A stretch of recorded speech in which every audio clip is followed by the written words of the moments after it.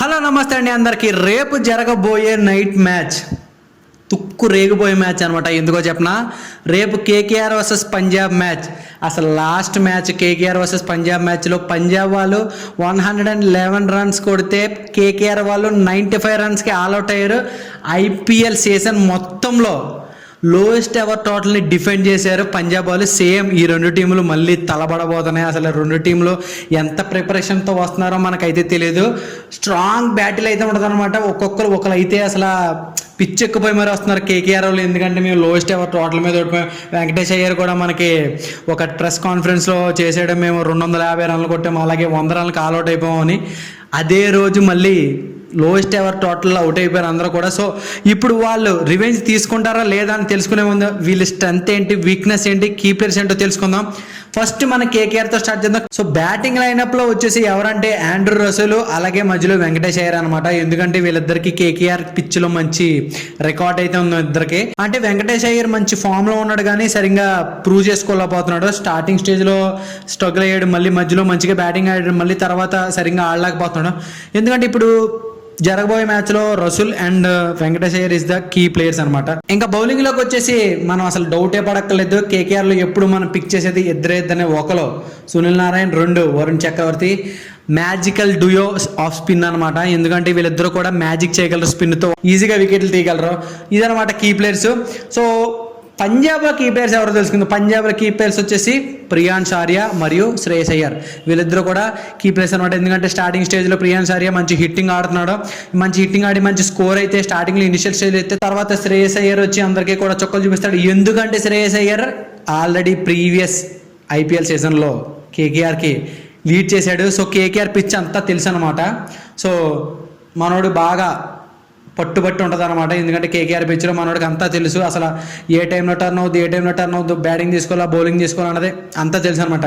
ఎందుకంటే కేకేఆర్ గురించి మంచి పట్టు ఉంది. ఎందుకంటే ఈ మ్యాచ్ ఈడెన్ గార్డెన్స్లో జరుగుతుంది కాబట్టి already Shreyas Iyer last year మొత్తం పిచ్ని మొత్తం చదివాడు కాబట్టి మనోడికి మొత్తం తెలుసు అనమాట.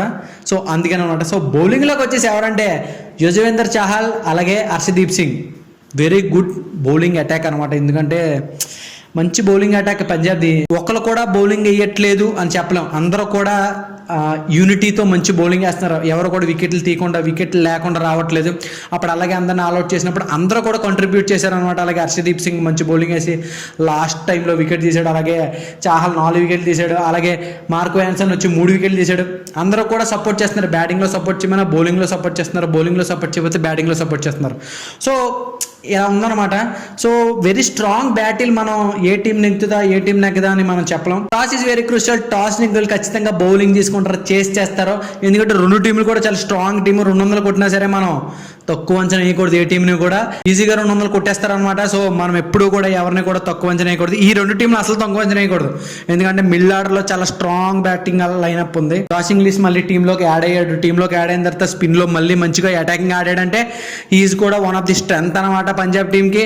అలాగే కేకేఆర్లో రింకు సింగ్ ఫామ్లోకి వస్తే, అలాగే మిడిల్ ఆర్డర్లో చాలా స్ట్రాంగ్గా ఉంటుంది. ఈ రెండు టీంలు కూడా చాలా స్ట్రాంగ్గా ట్రై చేస్తారు విన్ అవ్వడానికి. ఎందుకంటే బాగా డీప్గా వెళ్తుంది ఈ మ్యాచ్. అయితే చాలా క్లోజ్ మ్యాచ్ జరుగుతుందని నేను అనుకున్నాను. ఎందుకంటే లాస్ట్ మ్యాచ్ ఎలా జరిగిందో అలా జరగకూడదని చెప్పి రెండు టీంలు కూడా చాలా మంచిగా ప్రిపేర్ అయ్యి వస్తారనమాట. సో అందుకని ఈ రెండు టీంలు చాలా పేషెన్స్గా, చాలా నీట్గా ఆడతారని నేను అనుకుంటున్నాను. రెండు టీంలు కూడా అలా ఆడితే మాత్రం మనకి రేపు అయితే మంచి కిక్ అయితే వస్తుంది రెండు టీంల మధ్యలో. ఎందుకంటే బిగ్ హిట్టింగ్ ఆడతారు, అలాగే బౌలింగ్లో కూడా మంచి అటాకింగ్ బౌలింగ్ వేస్తారు. వేచి చూద్దాం రేపు మ్యాచ్. అసలు సాటర్డే కదా, సాటర్డే వీకెండ్లో మంచి మ్యాచ్ అయితే మనకు జరుగుతుంది. నేనైతే పంజాబ్ గెలుస్తుంది అని అనుకుంటున్నాను. ఎందుకంటే కేకేఆర్తో పోల్చుకుంటే రీసెంట్ ఫామ్ మనం చూసుకున్నట్లయితే కేకేఆర్తో పోల్చుకుంటే పంజాబ్ మంచి ఫామ్లో ఉంది. బ్యాటింగ్లో కానీ బౌలింగ్లో కానీ. కేకేఆర్కి చిన్న మైనస్ ఏంటంటే స్టార్టింగ్ స్టేజ్లో రమణల్ గుర్బాజ్ లాస్ట్ టైం వచ్చాడు కానీ తను కూడా సరిగ్గా పర్ఫామ్ చేయలేదు. ఇనిషియల్ స్టేజ్లో సునీల్ నారాయణ్ అండ్ రమణల్ గుర్బాజ్ సరిగ్గా ఆడట్లేదు అనమాట.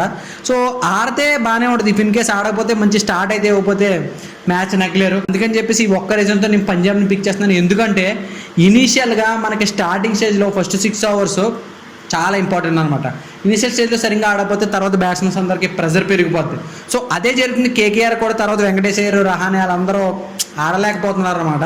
సో అది జరుగుతుంది. నేను అందుకే పంజాబ్ని పిక్ చేశాను. సో మీరేమనుకున్నారు కామెంట్ బాక్స్లో మెన్షన్ చేయండి. తర్వాత మ్యాచ్లో మంచి ప్రెడిక్షన్తో మళ్ళీ ముందుకు వస్తాను. అప్పటి వరకు don't forget to like, share and subscribe. రేపు సాటర్డే అందరం మ్యాచ్ చూసి మంచిగా ఎంజాయ్ చేయండి. అప్పటి వరకు బాయ్ బాయ్.